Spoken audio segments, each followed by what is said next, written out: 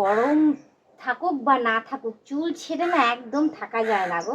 আজকে রোদ নেই তো কি আছে, হ্যাঁ আজকে তাপটা প্রচণ্ড রয়েছে। তো চলো এখন চুলটা আমি একটু আটকে নিই, এটা দিয়ে গার্ডারটা দিয়ে আটকে নিয়ে তারপর শান্তিতে যা করার করব। তো এই দেখো আমার চুল আটকানো কমপ্লিট হয়ে গেছে।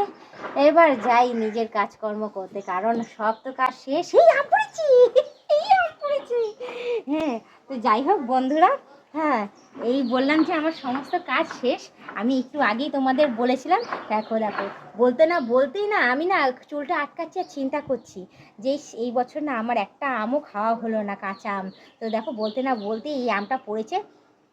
কি সুন্দর গন্ধ, কিন্তু এটা কাঁচা না, ঠিক আছে, পুরো পাকা আম। তো দেখো আমাদের গাছে সেই সুন্দর পাকা আম, বলবো ভগবান আমাকে আজকে এটা গিফটে দিয়ে দিয়েছে। তো দারুণ, অসংখ্য ধন্যবাদ ভগবান। আমার ভীষণ আম খেতে ইচ্ছা করছিল, তুমি দয়া করে এই আমটা আমাকে দিয়েছো। কেউ ব্লেম দিতে পারবে না ক্যামেরার সামনে, কিন্তু আমি কিন্তু এই আমটা পারিনি, ঠিক আছে, কারণ আমাদের বাড়ির মধ্যে অনেকেই দেখে, অনেকেই জানবে, ভাবে হয়তো যে আমি আম পাড়তে এসেছি ছাদে। তো আমি আগে থাকতে বলে দিলাম, ক্যামেরায় কিন্তু সদ্য ধরা পড়েছে, আমি কিন্তু নিজের হাতে এই আমটা পারিনি। কাক উঠেছিল ওপরে, হঠাৎ করে এটা কিন্তু ভেঙে এখানে পড়েছে, আর আমি ওখান থেকে চুল আটকাচ্ছিলাম, দৌড়ে এসে কিন্তু নিয়েছি। আমার নামে কেউ দোষ দেবে না, ঠিক আছে, তোমার দাদাকে বিশেষ করে আমি বলে দিলাম, ঠিক আছে।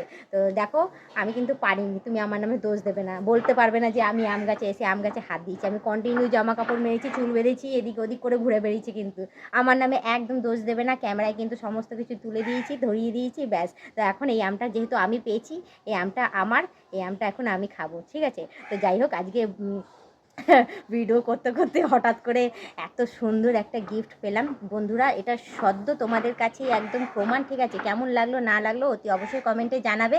আর আমার তো খুশির শেষ নেই, ঠিক আছে, কারণ আমি কন্টিনিউ কদিন থেকে আসছিলাম, আমাকে ডাক্তার এমনিই বারণ করেছে যে টক আম খেতে না, হ্যাঁ, যার জন্য আমি অপেক্ষায় ছিলাম যে টক আম নাই বা খেলাম, একটা পাকা আম তো খাবো। তো দেখো গাছে, প্রত্যেকটা গাছে এখন আম মানে কালারও ধরে নিয়েছে, ধরে নিয়ে দেখতেই পাচ্ছ এখন কি অবস্থায় রয়েছে, পড়ার কোনো কথাই নেই। হঠাৎ করে কোইন্সিডেন্স এই আমটা হঠাৎ করে ওখান থেকে ঝুপ করে পড়ে এখান থেকে গড়িয়ে এলো। দেখো দেখো আমি কিন্তু পারিনি, আমি কিন্তু সদ্য তোমাদের সামনেই ছিলাম, দেখে নিয়েছো। তো যাই হোক এবার আমি এইটা নিয়ে যাব, আর ধরে টিপে দেখছি আমটা কি বলতো পুরো নরম হয়ে রয়েছে, মানে ভেতরে না পুরো পাকা, মানে ওপর দিয়ে সবুজ কিন্তু ভেতরে পুরো পাকন ধরে নিয়েছে, ঠিক আছে। তো তোমাদের আমি এই আমটা দেখিয়ে দিই। এই গাছের আম খেতে না দারুণ স্বাদ, জানো তো, আর ভীষণ টেস্টি। ওই যে কথায় আছে না, হ্যাঁ, যার কপালে যেটা লেখা থাকে সেই সবার ফার্স্টে খায়।